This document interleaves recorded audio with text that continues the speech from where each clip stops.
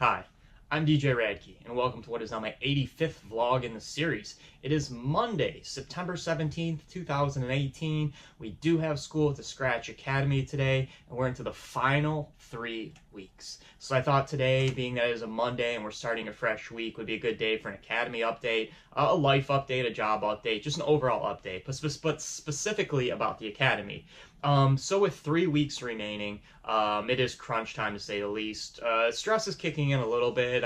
I don't seem to be a kind of person that gets too stressed out, but there's a lot on my plate over the course of the next, we'll say 2 weeks, even though Academy is 3 weeks. So to give you a synopsis of what to expect in the accelerated program if you are a senior, and again, things might get reversed as far as the order of how you do things. There might be updates to the syllabus in the next group of people in the accelerated program, but for the most part, you'll have essentially the same things that you'll need to finish in order to be a graduate of the program. So we have 3 final sets that are due, and they're all smashed into the last 2 weeks, which I don't feel that the scheduling was handled properly on these last 3 tests. I feel they should have been spaced out a little bit better. We could have done a test maybe last week Friday, and then did one this week and one next week, instead of having 3 tests over the course of 5 classes. Maybe space them out a little bit. But again, I'm not an expert, and it is my first time through the academy. I'm not a teacher nor an instructor, nor have any power to decide how these classes are unfolding. So I'm rolling with the punches on this one, and I realize that it's going to be a very crammed, busy, hectic, stressful 2 weeks, and it's like kind of the counterbalance of like, I don't want the school to be over. I don't. I mean, I wish I could continue to grow there. I hope I continue to grow there as an instructor. I feel maybe my skills aren't up to par to necessarily teach like scratching techniques, or teach, obviously not to teach production, but I might be able to teach business. I do have 2 degrees. One is a business degree from a very good school. I do have a political science degree as well, which is, a lot of it incorporates business and the power of money and what makes the world go around. And I'll be a graduate of the academy. So based on just those 3 things alone, and the fact that I have been a teacher, I think I might be a really good teacher at the academy. Again, I would probably have to do some kind of internship, maybe shadow Fiello for a couple months, and I'm really just tired of working for free. I really am, man. Not to sidebar from what is the structure of this vlog and about the academy, but I'm just so disappointed on everybody who feels that DJ should just play for free. I don't know any other profession that is accepted the fact that we will play for free. I've never really encountered it. I've had a lot of different professions in my life, and I've never had one that there's so much expectation to do so much stuff for free. With that being said, I do have a gig. I did book a gig. I booked an additional gig. I do have 2 gigs, of course, still remaining this month with a Tilted Kilt. The 4 Wednesdays in September with 2 Wednesdays left. And then I booked a gig through Gig Salad. Finally Gig Salad comes through. It's actually a kid's birthday party. Just exchanged text with the mother. Said it's a boy, he's 7 years old, and he wants a dance party. Cool. That sounds awesome. He's probably a cool kid then. So I told her to give me a list of 20 songs, and I build my set around that. Everybody's different. He might be a 7-year-old that likes only reggaeton. He might like rap. He might like just top 40. I don't know. He's 7, which put him, I guess, in like 1st grade. 1st grade, I think I like the Beastie Boys. So I don't know what a 1st grader would like now. Probably Lil Pump and probably Kodak Black, but we'll see. So that's cool. So I do have those 3 paid gigs still lined up in this month, and I do have a paid gig lined up in October. It's a Halloween party. That's not for a while. Hopefully, add on some more, and I hope the Kilt keeps me around. I don't know what they plan to do with Wednesday nights beyond September, if they're getting a different DJ in October, or if they're doing something differently, but would love to keep that gig. But aside from all that kind of personal outpouring on what is DJ Rad Key, it is an Academy update vlog, so let's update you on the Academy real quick. So today, of course, club set. I hate test days. I love the Academy. I hate test days. I hate waking up for test days. I hate going to the Academy on test days. I don't like taking tests. I know it's part of school and part of the deal. I just have not. I did great. I was really happy with my first test I took. My second test was I bombed. It was horrible. I didn't bomb. I still passed, but I felt I did very, very poorly. And then my unfamiliar set, which was a Spanish set, which that was let's say not one of my favorite weeks in the academy, just because I don't like Spanish music. Talked about that a lot, but I rolled through that pretty good. Immortal was actually instructor that day. He was pretty lax on scoring, and he gave me a pretty good score, but I did pretty good on the Spanish one. And that's been a while. That's been a while because we kind of deterred from the DJing and did more of the production aspect, which really hasn't been that fun. But I learned a lot. I learned a lot from Ableton. I learned a lot from Fiello and his teaching style, and how to make songs, how edits are made, what other producers do. But I find it dauntingly boring.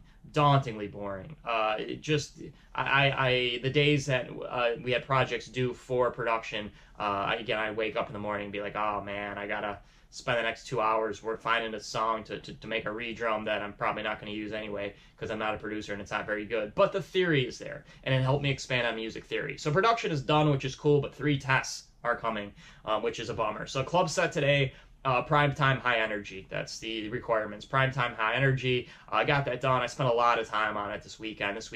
No social life this weekend. Friday's class. Then Saturday, I actually went to the academy, spent a few hours at the academy on Saturday, spent working on it all day Sunday, and today's Monday, and I'm going to go out and crush it, hopefully crush it. I do want to kind of talk about the interactions of the students and the challenges of seeing other students succeed or fail or whatever. And then that's a big deal with the academy because everybody's in such a different plateau. With the accelerated program, it's assumed or expected that you are a DJ or a current DJ.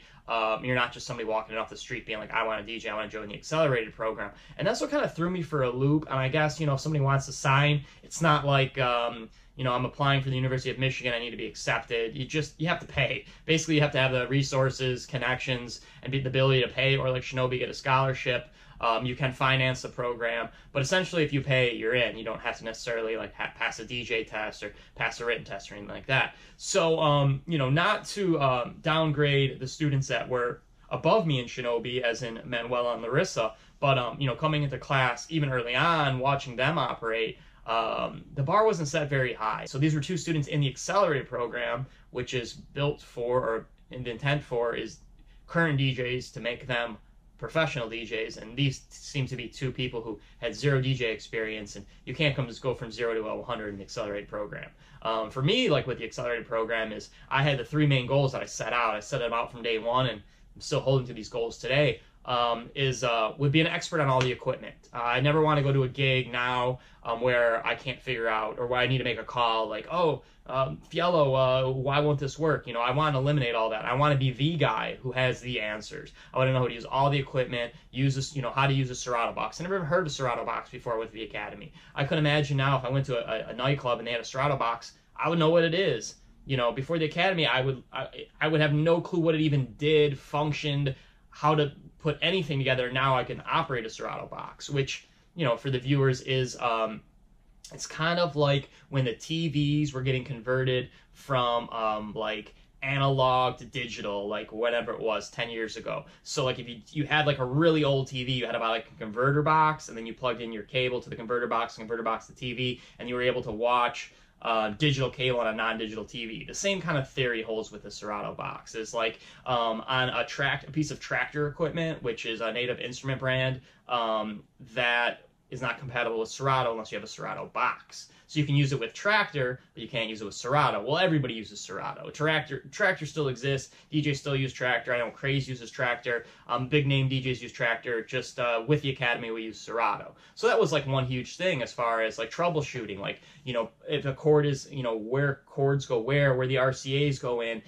If an RCA is effective, what are signs that a wire might have wear and tear. So as far as like the first goal, experts on all the equipment, I'm getting there. I'm always, if another student has a question or has a problem, if I can't answer it, I'm there when the teacher is there, because I want to be able to problem solve, troubleshoot. So the one goal being expert on the equipment, it's not quite there yet because there's still things I want to learn, but it's getting much, much better from day one to now. Learn to scratch was my second goal, and that's probably the most challenging. It's just because that takes a lot of practice. And again, like if you look at my agenda for the week, for the next 2 weeks, or this short time horizon, that's what is left of the school. Yeah, I could spend the next 2 weeks like every day practicing and doing doubles and stuff. But I'd rather work on my sets. Like, I'd rather have the dopest set and the dopest mix and no scratching than, like, have some very basic scratching and have whack songs. Like, there's nothing worse than a DJ can do than play whack music. Like, if you can't beat match and you can't use EQs and you can't, you know, define a set with your own personal interjection of DJ skills, then you're a whack DJ. And that was the third thing, is don't be a whack DJ. And I feel I'm not a whack DJ. I feel like when I first started DJing, I was kind of whack because I literally was not using any EQs. I was just fading in and fading out. But the thing that kept me afloat was, like, I was like, I don't know, I think I'm pretty good with people in the DJ booth, handling people, handling requests, you know, not getting frustrated by the overall scene, having the equipment, showing up on time, having a bunch of awesome songs, like not worried about finding songs on the fly because I didn't prepare my set. Like, I felt like I've always been very strong from the get-go, like at song selection. Even when I was practicing at Rocco's, you know, the employees would be like, man, that was just a horrible transition. Do you even know what beat matching is? But honestly, that song was pretty cool. So I knew I had, like, some skill. But again, like, the big three were experimental equipment, which I'm getting there. Learn to scratch, which that takes practice, which I don't have a lot of time, but I'd like to get better. And of course, going from, you know, 0 to 100 on the scratching is going to take time.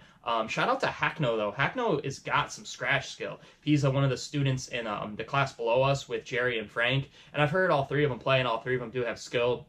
But Hackno's got some mad scratching skills. He actually got a shout out from Knockers, Knockers has been in DMC contests, and Knockers was like, man, you know, you got something special there. So shout out to Hackno, man, and Hackno motivates me. All three of those guys do, and Shinobi, of course, motivates me, because, you know, I looked at what was Larissa and Manuela and was like, man, I think from day one I'm better than these chicks. Not to sound egotistical, but, like, you know, I saw how they operated in class, their professionalism, they came late every day. They know what the deal is with those two, but I feel like these next three below us, Hackno, Jerry, and Frank combination, and Shinobi as well, you know, it's a good mix. It's good to have competition around you and people around you pushing you to make you better. So with all that being said, that is 18 vlogs left. So I'll try to keep the next 18 entertaining, amusing, give you insight, knowledge, all that is, you know, great information about being a DJ, learning how to DJ, and about the Academy. So, as always,